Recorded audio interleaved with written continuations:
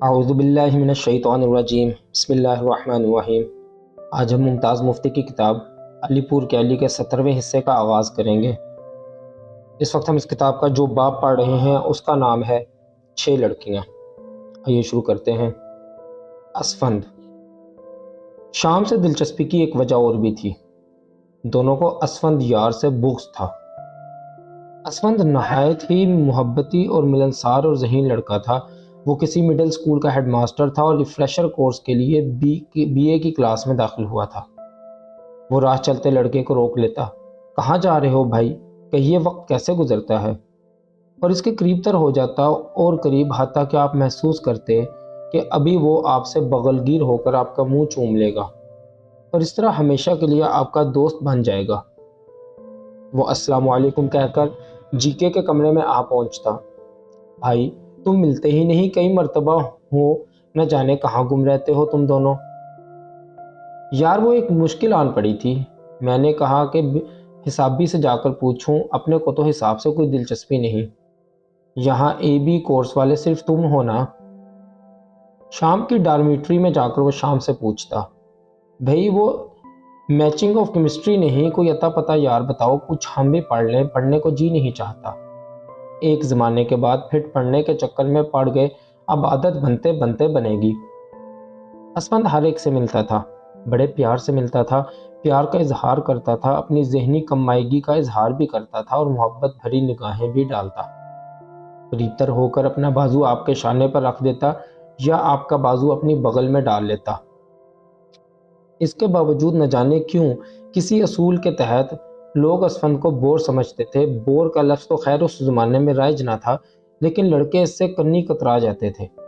اس کی مٹھاس کثیف محسوس ہوتی، اس کا قرب کھلتا ایسے محسوس ہوتا جیسے ایک نرم لیس دار چیز آپ سے چمٹی جا رہی ہو۔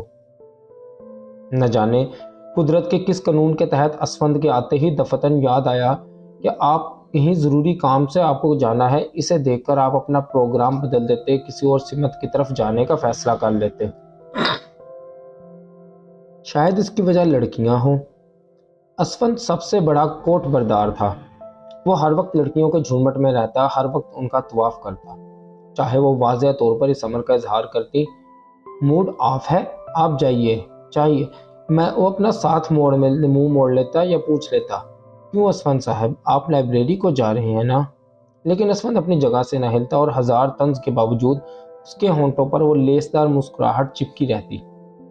اس کی طبعی مٹھاس جوں کی توں قائم رہتی، اخلاق بدستور خوشگوار رہتا، اس کی باتیں جاری اور ساری رہتی، حالانکہ باقی لوگ وضاحت سے اس امر کا اظہار کر چکے ہوتے کہ محض اب اس میں گنجائش نہیں، لیکن اسفند کا رویہ یہ ظاہر کرتا کہ وہ اپنے پیارے دوستوں کو چھوڑ کر نہیں جا سکتا۔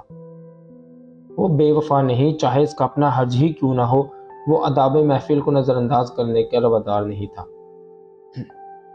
اگر کوئی لڑکا لڑکیوں کو آئس کریم کھانے کی دعوت دیتا تو اکثر وہ ساتھ ہی یہ بھی کہہ دیتا کہ وہ تو آئس کریم کھاتا ہی نہیں۔ مگر اسفند فوراً بولتا، کھاتا تو نہیں، لیکن تمہارے جیسا پیارا دوست کہے تو انکار نہیں کروں گا۔ دعوت سے زبردستی چمٹے رہنے کی خصوصیت چھوڑیے، اس سلسلے میں تو اسفند اس حد تک فراخ دل تھا کہ خود لوگوں کو دعوت دیتا، ٹک شاپ پر میزبان بن کر سب کو کھلاتا اور پھر چپکے سے ٹک شاپ والے سے کہہ دیتا، میاں یہ بل شام یا موہن ادا کرے گا۔ ویسے کسی دوسرے کی دعوت میں بھی اسفند کا حصہ یا اعلان کچھ ایسا ہوتا اور وہ انہماک اور شوق سے لوگوں کو کھلاتا تاکہ ہر کسی کے دل میں احساس پیدا ہو جاتا کہ دعوت اسفند کی طرف سے تھی۔ انہی باتوں کی وجہ سے لوگ اسفند سے گھبراتے تھے، لیکن ان باتوں کی وجہ سے تو صرف ان لڑکوں کو گھبرانا چاہیے تھا جو لڑکیوں کے حلقے میں رہتے تھے۔ وہ لڑکے جنہیں لڑکیوں کے حلقے سے دور کا تعلق بھی نہ تھا، انہیں گھبرانے کی کیا ضرورت تھی؟ لیکن اسفند کے متعلق ان کے جذبات بھی اسی قسم کے تھے اور یہ وبا اس قدر عام ہو چکی تھی کہ ایک روز ہنگامہ ہو گیا۔ ہاسٹل کے صدر دروازے سے باہر برگد کے درخت کے نیچے وسیع میدان میں شور شرابے کی آوازیں آئیں۔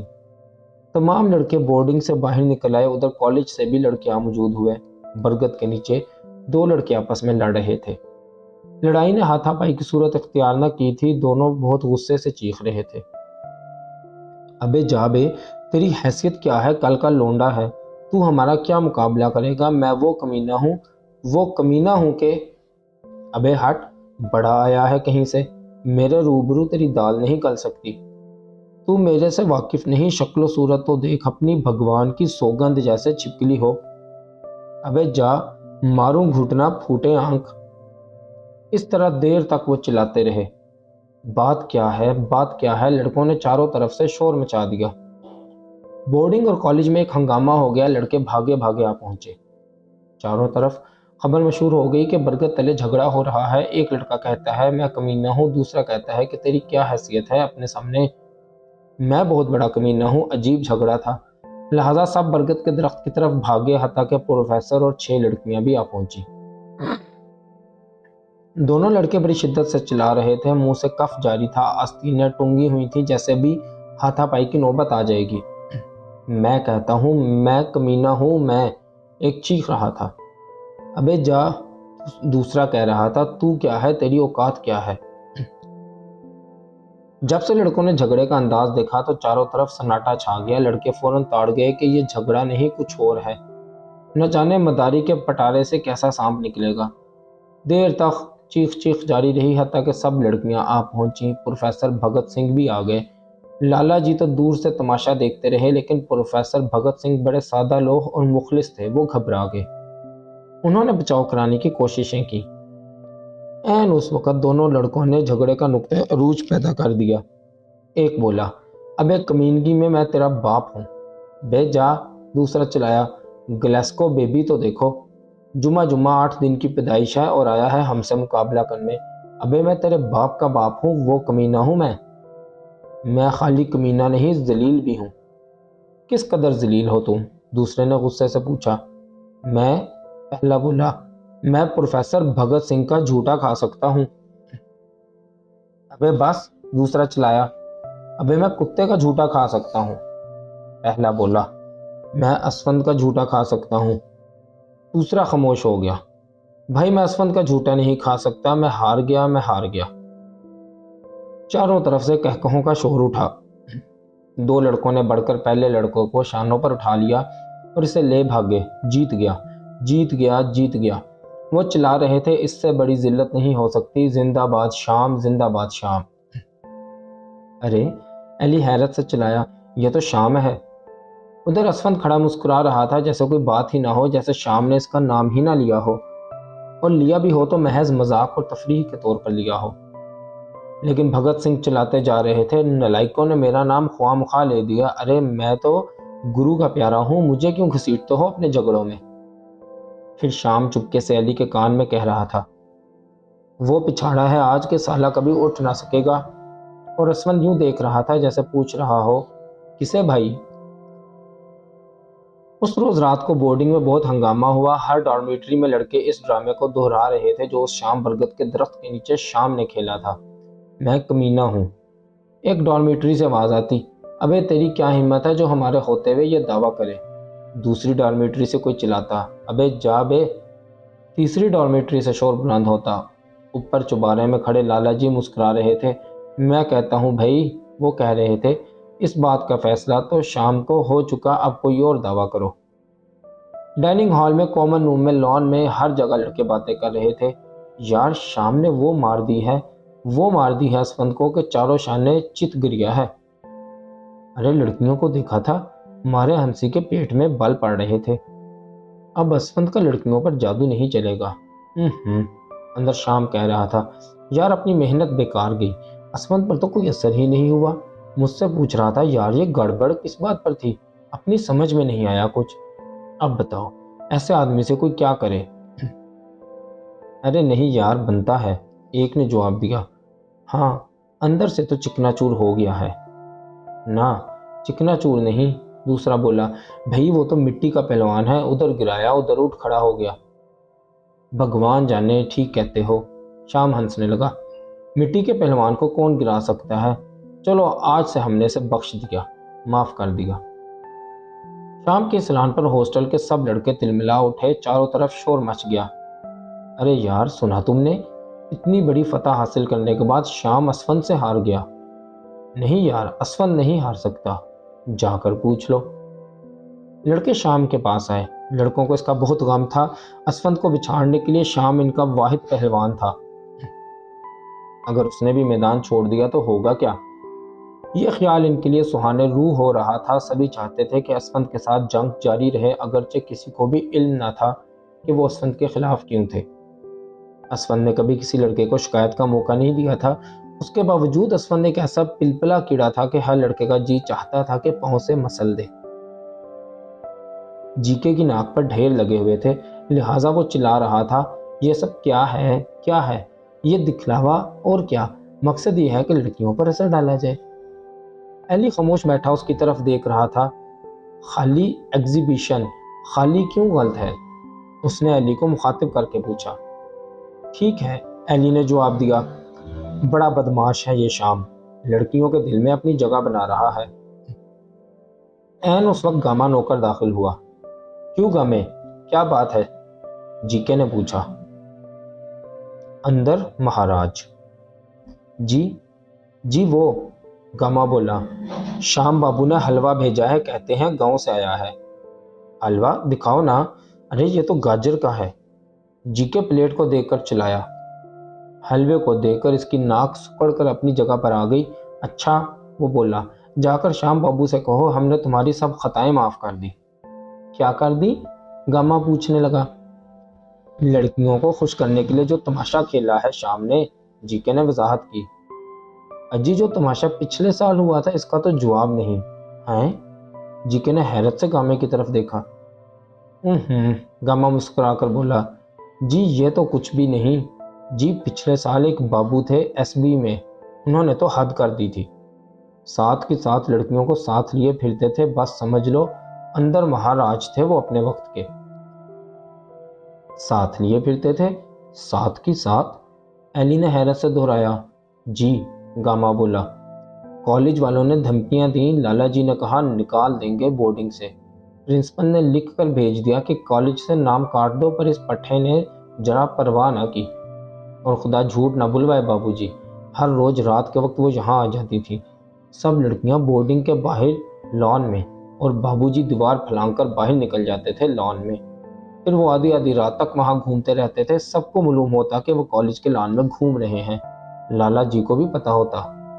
پھر جب وہ دیوار پھلانگ کر واپس آتے تو لالا جی پوچھتے چوٹ تو نہیں لگی، اور وہ ہنس کر جواب دیتے، لالا جی میری الماری میں ٹنکچر رکھی ہوئی ہے، لگا لوں گا تو ٹھیک ہو جائے گی۔ گاما ہنسنے لگا۔ گاما باتیں کر رہا تھا تو امکے داخل ہوا۔ ارے تم، جی کے چلایا، تم کہاں، اور تم بورڈنگ کے اندر کیسے آ گئے؟ امکے ہنسنے لگا۔ دیکھ لو، وہ بولا، پھر گامے کو دیکھ کر اس سے مخاطب ہوا، کیوں بھئی گامے، کیا چل رہا ہے؟ گامے کی آنکھوں میں ایک عجیب سا تبسم چھلک رہا تھا۔ اچھا ہوں بابو جی، بڑی مہربانی ہے، اور بابو جی بڑی عمر ہے آپ کی، ابھی آپ ہی کی بات کر رہا تھا۔ آپ ہی کی بات؟ جیکے نے حیرت سے گامے کی طرف دیکھا۔ جی ہاں، گاما بولا، تم ہی وہ رستم زمان ہو، دیکھ لو۔ امکے ہنسنے لگا۔ بالکل بکواس، جھوٹ، جیکے بولا، تمہیں تو بات کرنے کا ڈھنگ نہیں آتا تھا۔ اب بھی نہیں آتا؟ وہ بولا، تو پھر؟ صرف باں پکڑنے کا ڈھنگ آتا ہے۔ امکے ہنسنے لگا۔ اکٹھی 7 باہیں؟ ایلی نے حیرت سے اس کی طرف دیکھا۔ نہیں، امکے بولا، میں تو ایک ہی پکڑتا تھا، باقی 6 میری باں پکڑتی تھی، اور کہا مار کر ہنسنے لگا۔ اچھا، تو یہ آپ کے بھی دوست ہیں؟ لالا جی کمرے میں داخل ہوتے ہوئے بولا، پھر امکے سے مخاطب ہو کر کہنے لگا، کہو بھائی آج کل کہاں ہو، کیا بھی قصور ہی میں ہو؟ جی ہاں، اس نے جواب دیا، لیکن وہ مجھے سسپینڈ کرنے والے ہیں۔ کیوں، وہاں بھی کیا لڑکیوں کا قصہ ہے؟ لالا جی ہنسے۔ نہیں لالا جی، تو پھر کیوں؟ ویسے ہی جلتے ہیں۔ امکے ہنسنے لگا۔ شہر میں تو ہوں گی نا لڑکیاں؟ جیکے نے جی سے کہا۔ شہر میں تو وہ چیز ہے کہ لالا جی کیا بتاؤں، طوفان بپا ہے۔ کیا رات یہیں رہنے کا ارادہ ہے؟ لالا جی نے پوچھا۔ نہیں لالا جی، ایم کے بولا، البتہ جی چاہتا ہے کہ پھر سے کالج میں داخل ہو جاؤں۔ تو ہو جاؤ، لالا جی بولے۔ کر لیں گے آپ؟ ایم کے ہنسنے لگا۔ لالا جی کے جانے کے بعد کچھ دیر وہ باتیں کرتے رہے، پھر ایم کے تیار ہو گیا۔ اچھا یار میں چلتا ہوں، مجھے ایک ضروری کام ہے، پھر آؤں گا۔ اب تو آتا ہی رہوں گا۔ پھر وہ ایلی سے مخاطب ہو کر کہنے لگا، چلو یار ذرا کچھ دیر میرے ساتھ چلو، پھر واپس آ جانا۔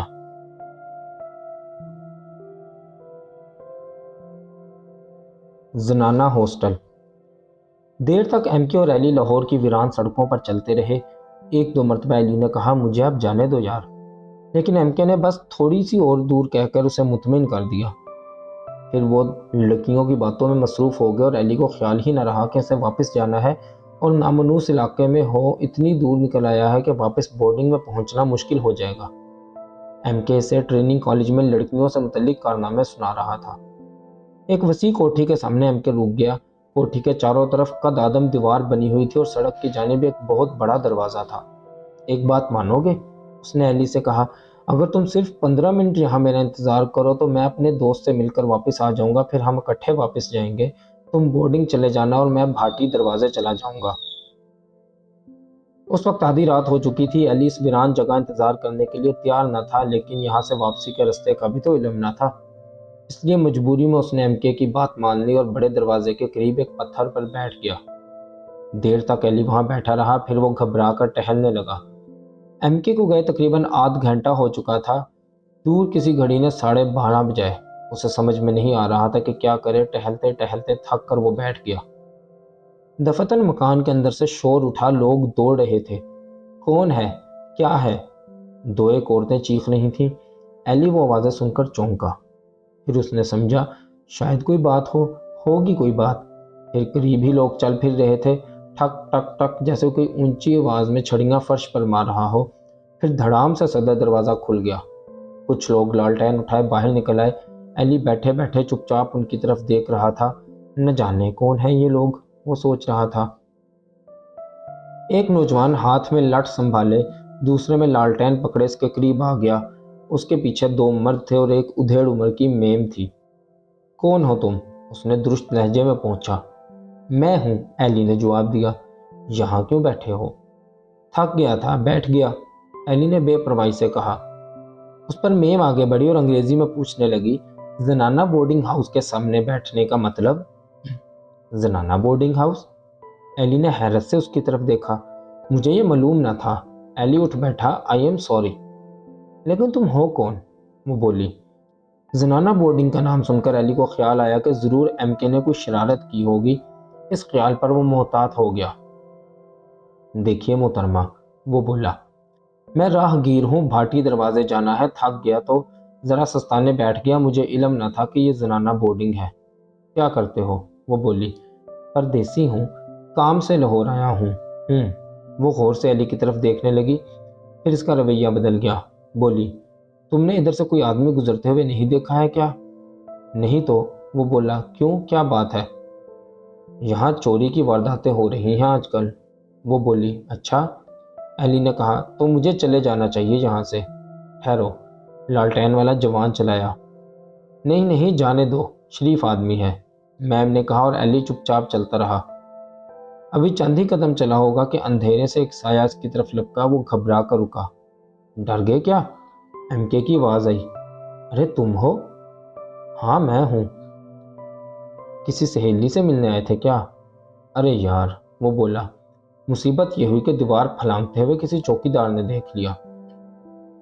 تو کیا دیوار پھلانگ کر اندر گئے تھے؟ تو اور کیا، صدر دروازے سے جاتا؟ بیٹا زنانہ بورڈنگ ہے، اندر جانے دیتا ہے کوئی؟ کسی روز مار کر بھورکس نکال دیں گے تمہارا، ایلی نے کہا۔ یار کیا کروں؟ ایم کے ہنسنے لگا۔ اس ظالم سے ملے بغیر رہا بھی نہیں جاتا۔ جانے من ان کے دل میں عزت اور محبت پیدا کرنی ہو تو دلیری دکھانی پڑتی ہے، سیکھ لو گر یہ ہم سے۔ ایلی کے روبرو سادی آ کھڑی ہوئی۔ نہ، وہ بولی، یوں نہیں ملے گا دوپٹہ، لینا ہے تو خود آ کر یہاں سے اتار کر لے جاؤ، پھر مانوں گی آپ کی ہمت۔ پھر ایک سبز رنگ کی گٹھری لڑک کر اس کے پاؤں میں آ گری اور سادی مسکرا کر کہنے لگی، گھونگھٹ کے پٹ کھول رہے ہیں تو ملیں گے رام۔ نہ جانے ایم کے کیا کہہ رہا تھا، غالباً وہ زنانے بورڈنگ میں داخل ہونے کا قصہ یا تفصیل سنا رہا تھا۔ وہ اسے بتا رہا تھا کہ اس کی سہیلی کس قدر حسین ہے اور کتنی رنگین، لیکن ایلی ایک اور ہی حسین رنگین تصویر کھڑی دیکھ رہا تھا۔ وہ اس سے باتیں کر رہی تھی۔ میں یہاں ہوں، اگر ہمت ہے تو یہاں آ جاؤ نا، آ بھی جاؤ، آ جاؤ گے تو سب کچھ مل جائے گا، سب کچھ۔ لیکن تم کیوں آنے لگے؟ نہ جانے تمہیں کس کی لگن لگی ہے، تمہارے لیے تو میں تفریح تھی۔ دوسری طرف شہزاد کھڑی اس کی طرف حسرت بھری نگاہوں سے دیکھ رہی تھی۔ چلو تفریح ہی صحیح، وہ آہ بھر کر کہہ رہی تھی، تمہارے لیے باعث تفریح ہونا یہ میری خوش قسمتی ہے، اور میں تمہیں دے ہی کیا سکتی ہوں، میرے پاس ہے ہی کیا جو تمہیں دے دوں۔ اگلے روز سارا دن ایلی اسی خیال میں کھویا رہا، اسے بار بار زنانہ بورڈنگ کا خیال آتا اور پھر نگاہوں تلے سادی کی سفید منزل آ جاتی اور وہ اس کے پیچھے بھاگتا اور دو بہنیں چیختی، آ گئے آ گئے۔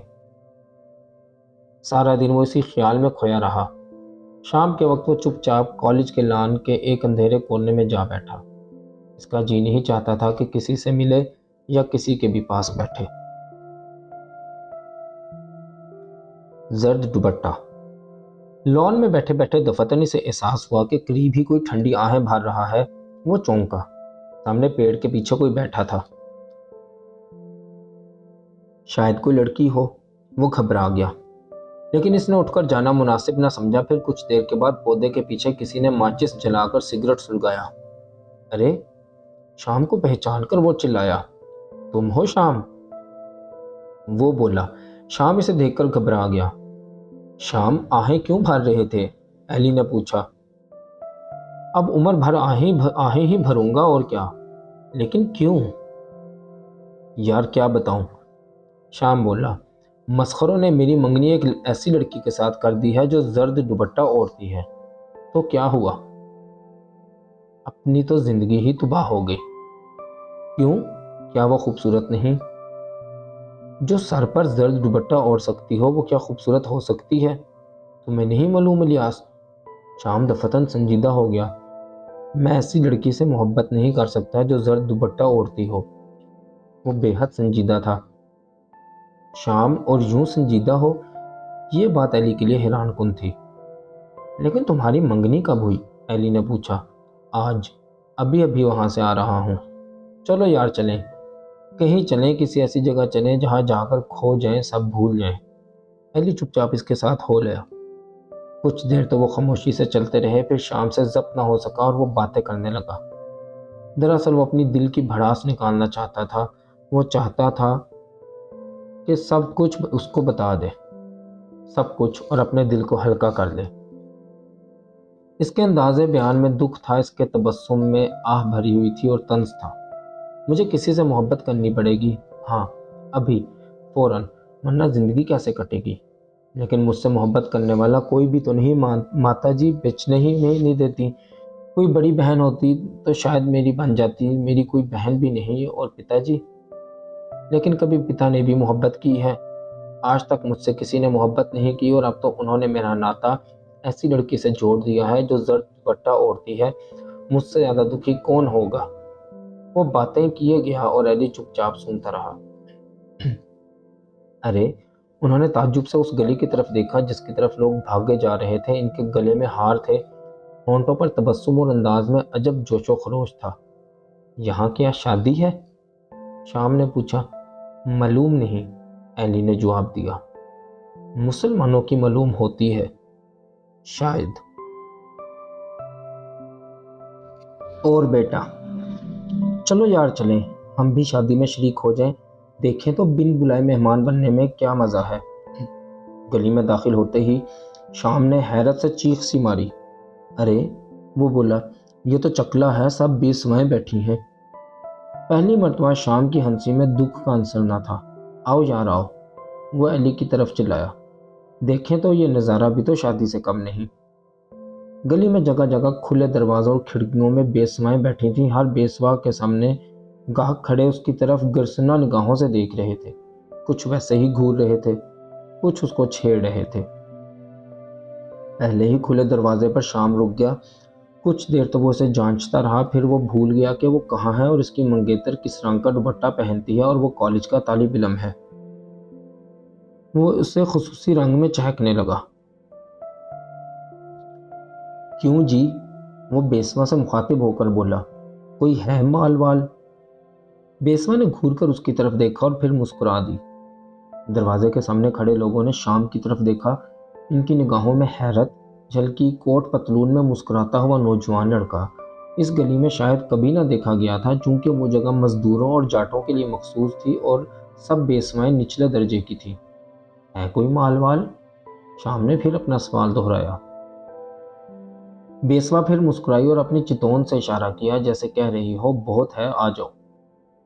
تو ذرا دکھاؤ نا ہمیں۔ شام مسکرایا۔ اس پر لوگ ہنسنے لگے۔